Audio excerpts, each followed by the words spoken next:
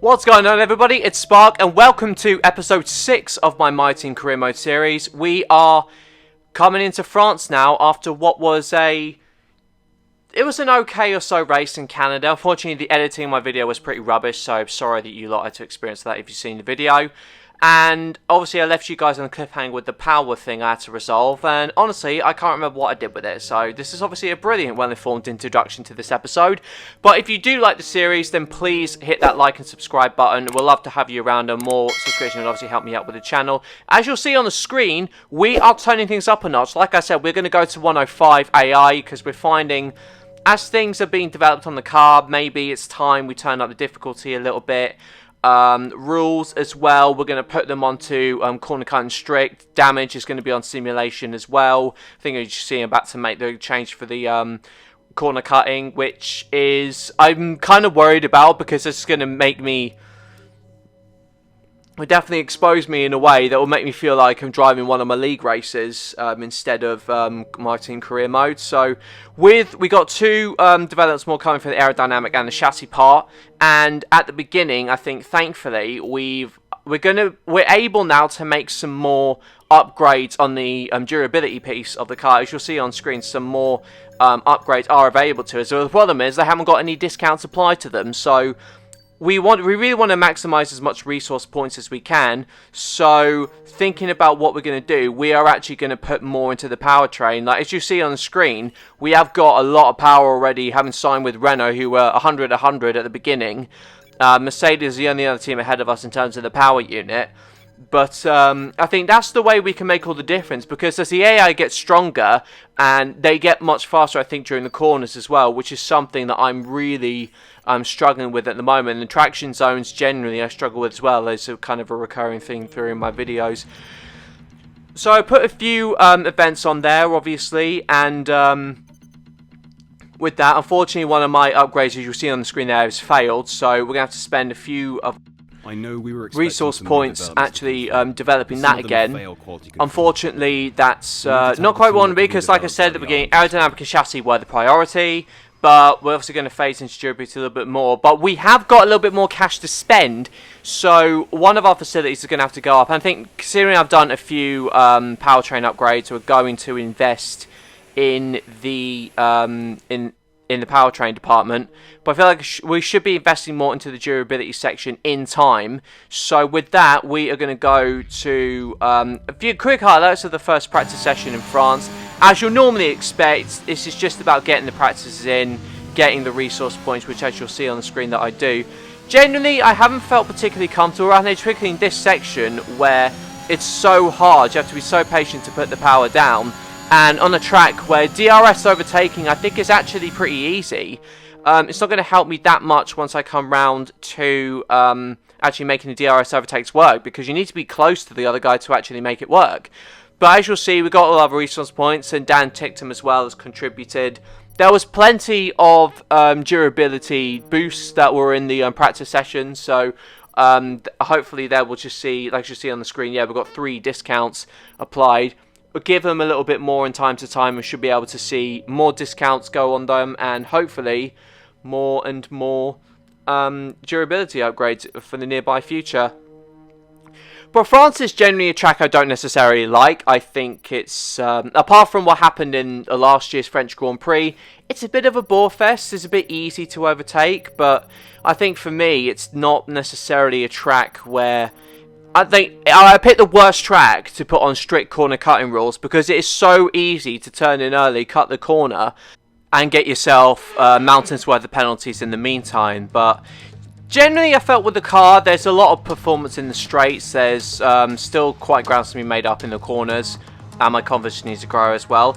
So getting on into qualifying, it's yeah, I mean, I don't know how I can beef this up anymore. It's going to be an interesting session now that I've ramped up the difficulty somewhat to 105 AI.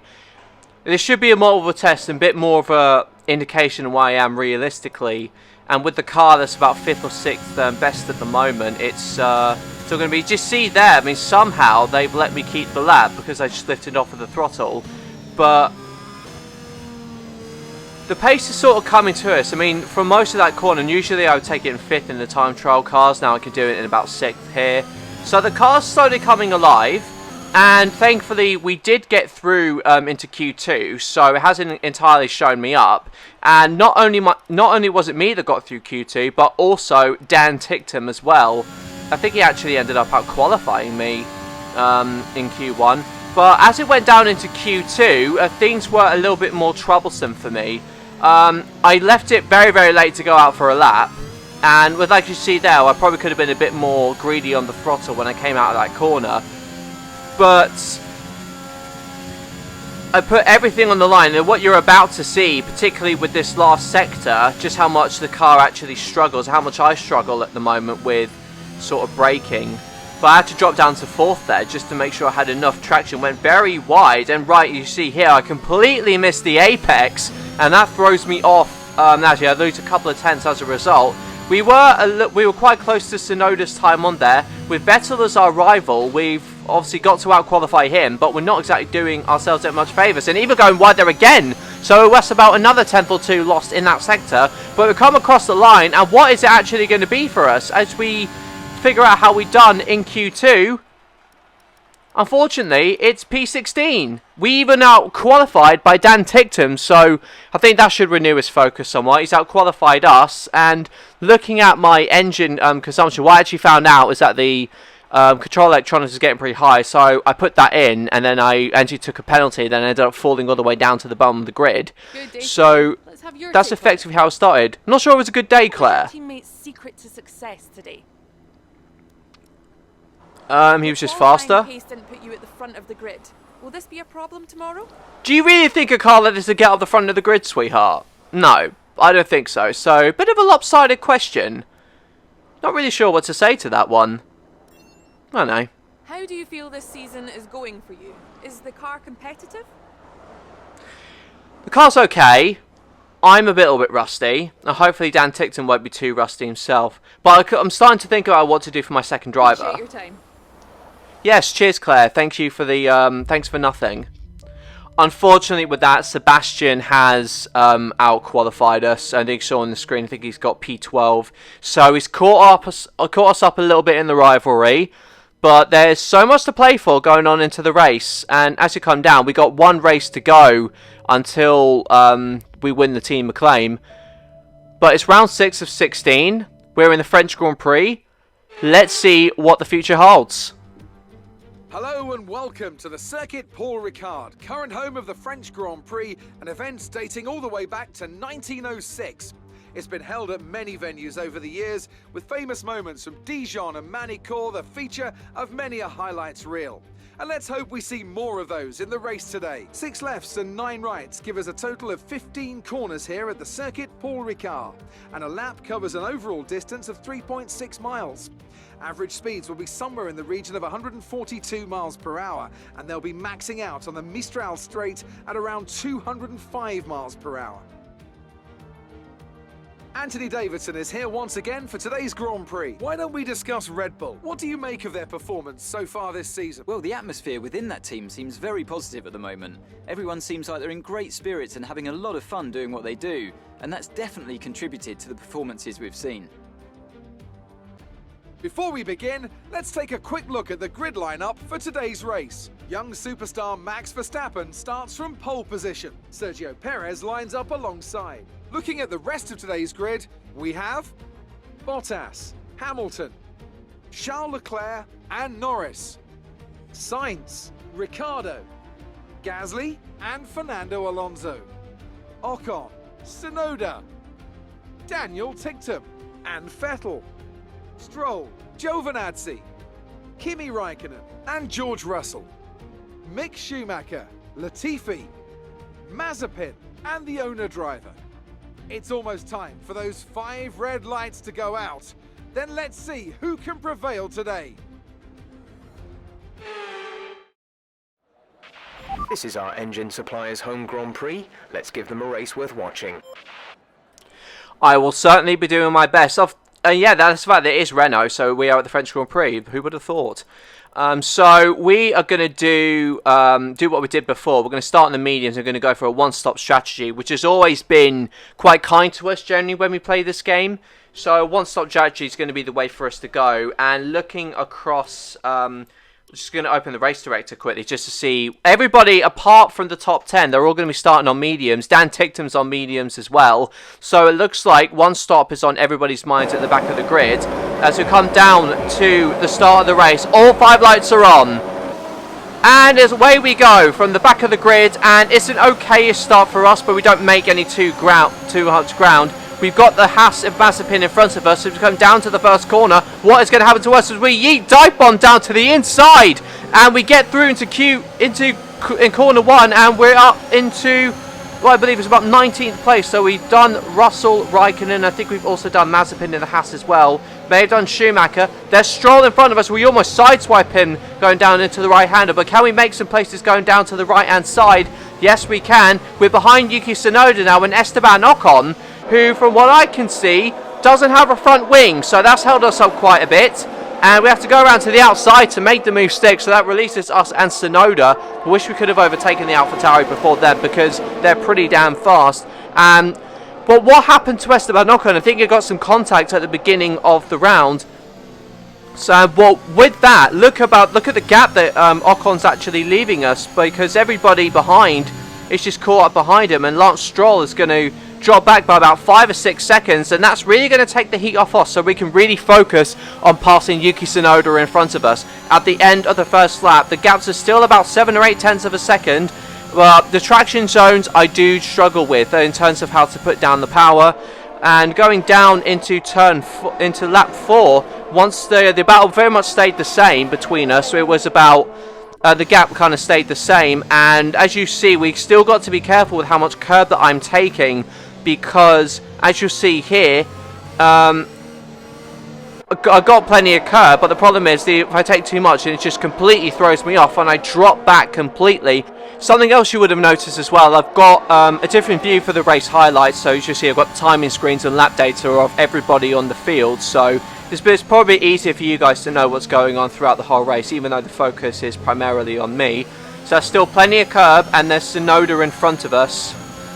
You can see the draft and overtake is actually quite powerful down here as we're going down what's left of the Minstrel Straight, but as we got down to lap 5, we unfortunately not able to overtake Yuki Tsunoda. We were able to stay with him for the first few parts, but the notorious sort of second gear hairpin is what you'll see coming out is unfortunately just one thing that's just completely throwing us off. And just there, the strict car limits unfortunately make we fall foul of that as we get our track warning, as you'll see when there. And just there, I can't quite put the power down quickly, and even though Tsunoda is not too that far ahead of me, I think a better driver would have been to make that work. I'm certainly not the best out there, but hopefully 1 of 5 could get me better. We have got a nice run though on Tsunoda, but it's not close enough for us to make a move as we go down to the chicane, and unfortunately that is our first penalty of the session. It's like league racing all over again, but we are closing right up to the back of Tsunoda, going down to the long right-hander. Unfortunately, we're not quite close enough to make an overtake work, and Dan Tictum in front of us is actually holding up Sebastian Vettel. Both IRL Sparks are on the charge, and one of them is stuck behind the AlphaTauri and can't find way through. The other is right next to my chief rival, Sebastian Vettel, and also can't find his way through. Go down to lap 7 though. Lap 8, we do make the move stick this time. We go round to the outside of the first corner, and we just about make that stick. Ticked him in front, still holding off, still charging onto Sebastian Vettel. We have got to catch up to our teammate now, and hopefully he can make a dent into what Vettel can do up front. With that, this is where the corner hurts us. Hopefully we should have enough overtake to defend, but Tsunoda should surely make up some deficit with us. As we go on board with Tictum's camera, he's still closing up right onto the back of our chief rival. Oh no! And Tictum has spun! No! And that was... Oh, no. He needed to focus, and he needed to just keep it cool. And, oh, that is such a shame for my teammate. And with that, safety car has been deployed, and for once Jeff is actually making a good decision on the strategy, putting us something that we could actually use. And this is the incident that brought out the safety car as Alonso goes right into the back of what was the AlphaTauri. I think it might have been Antonio Giovinazzi. I couldn't quite see on the first time round, but let's see, he just drives into the back of him, and seeing it on slow-mo, all the shrapnel flying around, you could just see like the damage model on this game and how it could probably do with a revamp. Hopefully we should get a better damage sort of animations come forward to the next game that EA should have much more of an influence on, and hopefully we should be able to see incidents in greater depth and detail. As we go down into the pit lane, everybody around I think is coming in, but we're the only one with a 3-second penalty. Unfortunately, with the way this game works, we are not going to get to serve it in the pits. We in fact are going to be, it's just going to be added on throughout the rest of the race as the boys around me get to work. What kind of stop is it going to be, lads? Around 2 or so seconds. That's certainly a fast stop, and we actually put on the softs. We are switching to a 2-stop strategy because for once Jeff has actually given us something useful that we can work with. We are now out of the pits, but we got a lot of ground to make up, especially with our chief rival Vettel in front of us, who has also made a stop himself. He has also put on the soft tyre, so it didn't take us long once we got through the safety car to catch up to the rest of the field. We got up to about the end of lap 11, and the safety car was coming in at the end of that lap. It's just to keep, just trying to keep some heat into those tyres.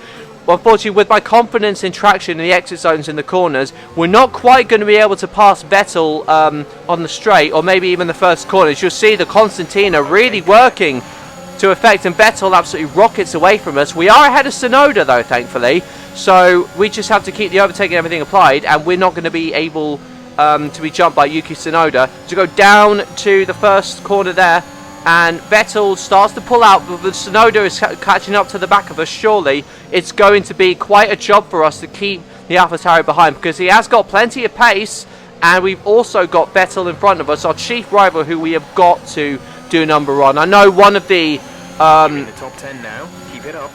One of the stats that they mark us on for a race is based on penalties, and unfortunately I have one, and surely Vettel will have the fastest lap as well. Has got down to lap 14, however, and there you go, another penalty for us.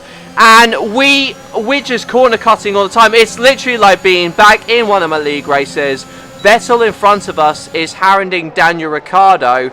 As you go down to actually a lap of what actually happened from there, we hurry up to Vettel, and it is going to be a 4-car melee with Pierre Gasly, I believe, in front. Vettel goes to the outside of Ricciardo. Oh, what is going to happen here? It looks like all 4 cars have got around without a piece. We ended up backing out there just so we can put some distance, just in case there was a bit of contact. But it's 4 abreast, essentially, into that long right-hander.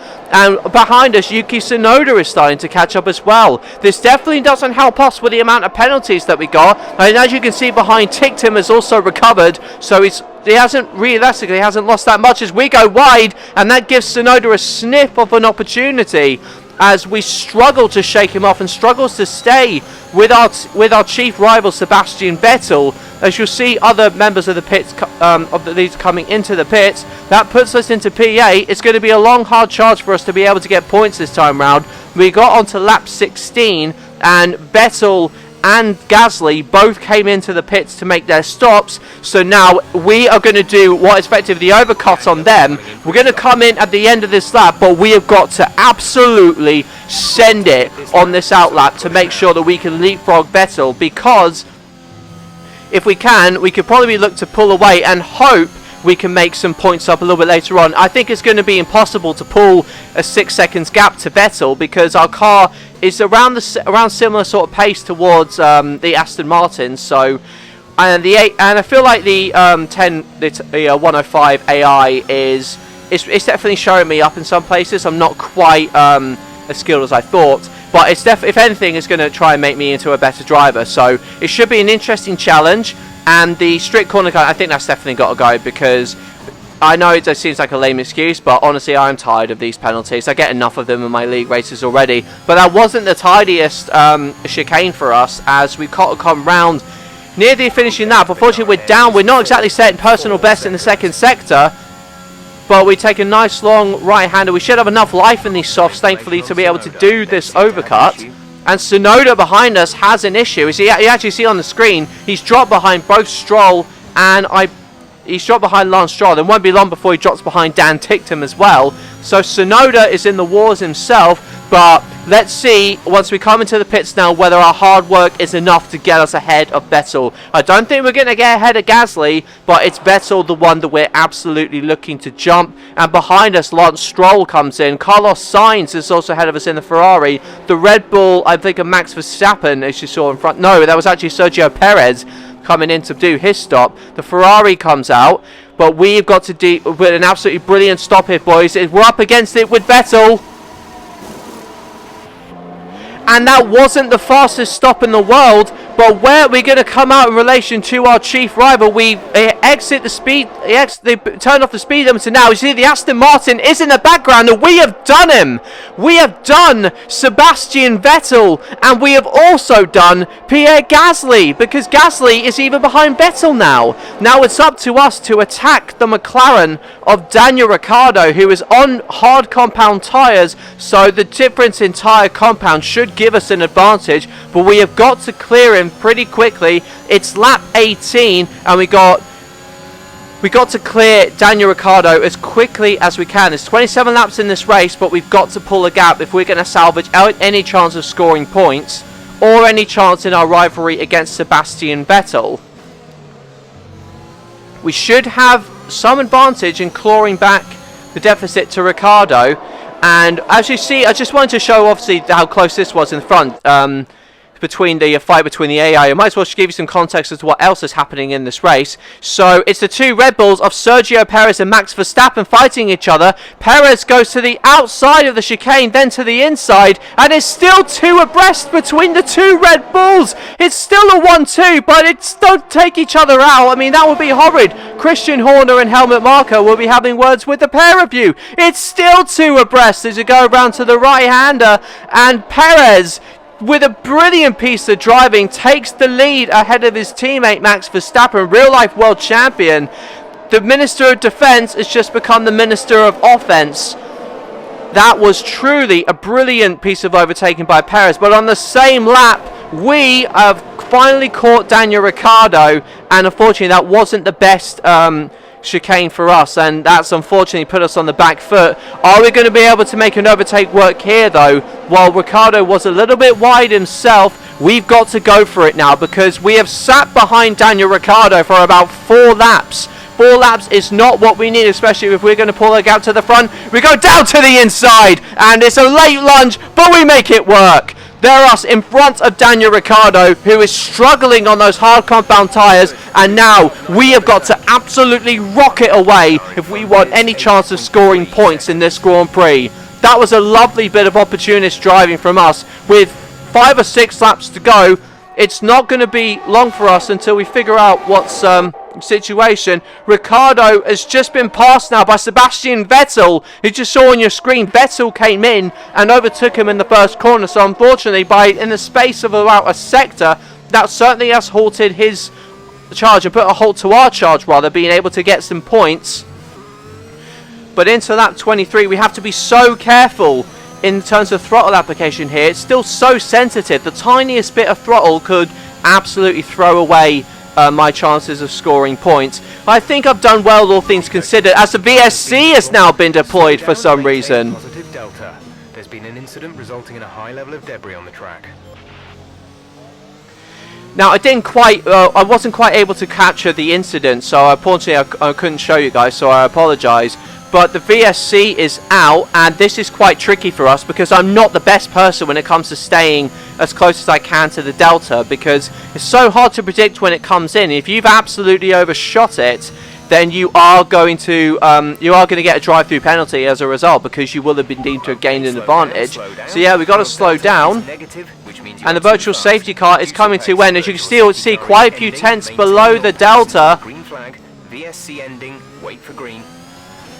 And this goes over to green, and if you look behind, Vettel has actually gained about a second on us, so we have lost quite a lot of time behind the Red Bull, and with the Aston Martin, and with 4 or so laps to go, unfortunately Sebastian is going to be all over us. And behind we see, I believe it was Charles Leclerc, or might have been one of the Ferraris. I think it was Carlos Sainz rather, actually going into the pits. But there we have it for us.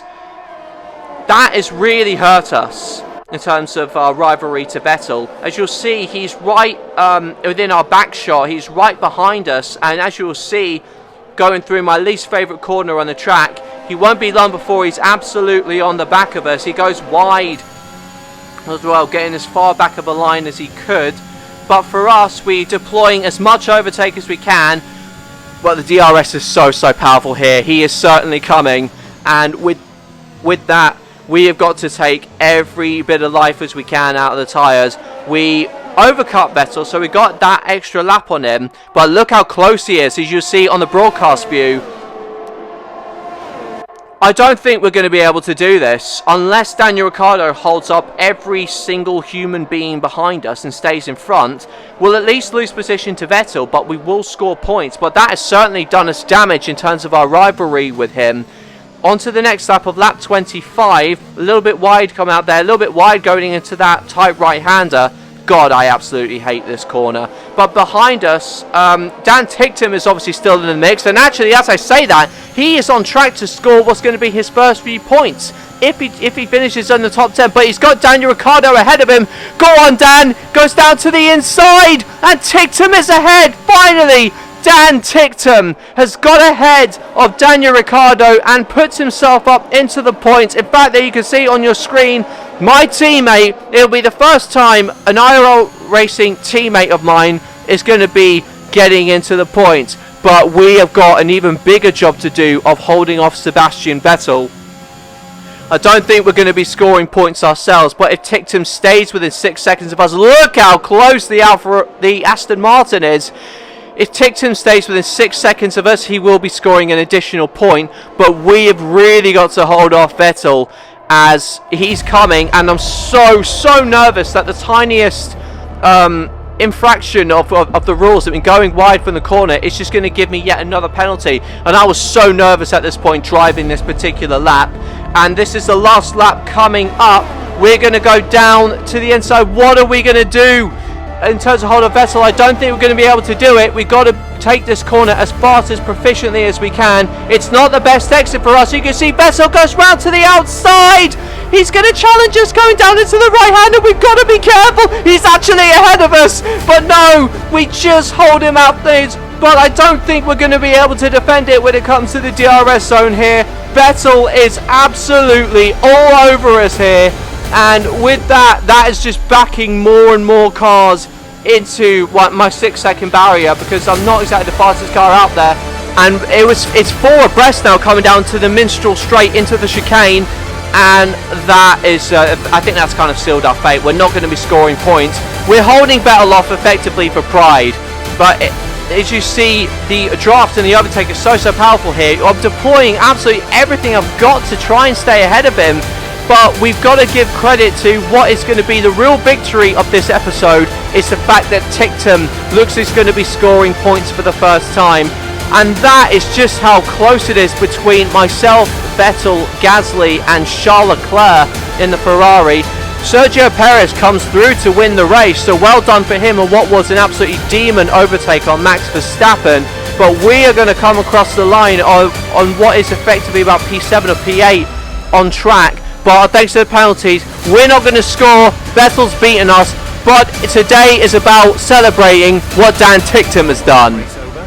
Take care of the car on the way in.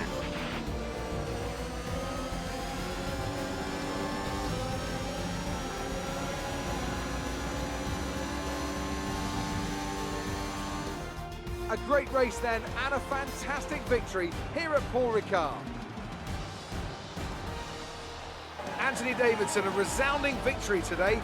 What set them apart from the rest? It was a question of right place, right time today. We were looking at an entirely different race before the safety car came out, but they were able to take full advantage after the field had been bunched up. The drivers are en route to the podium as we speak. What a fantastic win for the Red Bull team.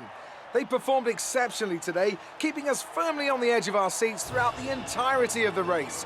Congratulations to everyone at the team. Yes, indeed. It was a lovely move from Perez to take the win. And as you'll see on the screen, we haven't quite gone the way which we hoped. But kudos to Tictum. He scored points, and Vettel has actually beaten us in fastest lap as well. So we have not done our rivalry any favours. We actually dropped down to 5th in the standings as a result. Hamilton moves up to P4 in Mercedes. It's Red Bull's story so far, but look at that. That should get his focus back up now. It really was a brilliant drive from Tictum. But that's certainly going to help his case in terms of who I resign. I'm tempted to actually put David Coulthard in there because Coulthard will be one. He's an affordable one of the icon cards. I do want to get to use one of them before in my quest to get to Ayrton Senna. But let's see what brilliant questions Claire's got for us this time round. Do you think you weren't as quick as your teammate today? One had 6 seconds worth of penalties, the other didn't. What on earth do you think?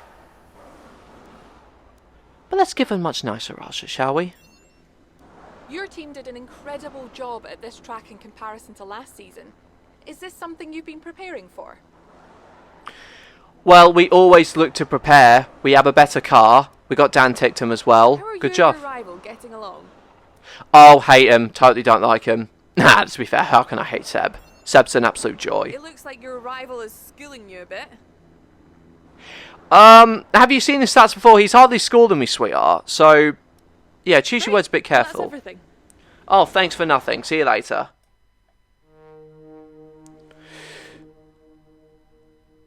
Ah. That is not good. And he actually takes the lead with one race to go for the rivalry. Vettel, I think, if last season ended to go, but he's actually beaten us in the rivalry. But today is Tictum's day.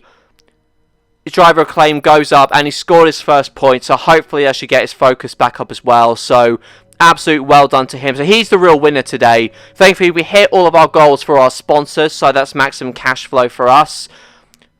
I didn't do so well on the damage front. I actually broke a couple of front wings in practice. That puts up our cash to 3.48 million, and with a couple of weeks to go until the Silverstone Grand Prix, that gives us plenty of options in terms of what to do with the cash. Do we wait or do we close down certain departments, etc.? But we're not going to do that because we want to develop as quickly as possible. So with that, guys, I'm going to bring an end to this particular episode. If you enjoyed this round of the French Grand Prix, then do leave a like and leave a comment as well. And make sure you subscribe to the channel as well for more future content. I'd love to continue the series for a little bit more and more. So every view I get, every subscribe I get really, really helps me, guys. So thank you all so much for checking this video out. So that's effectively the end. We're going to celebrate a legal clip of Tictum coming across the line. Celebrate what he's done. But for the next time, I've been Spark. See you next time, guys. Bye-bye.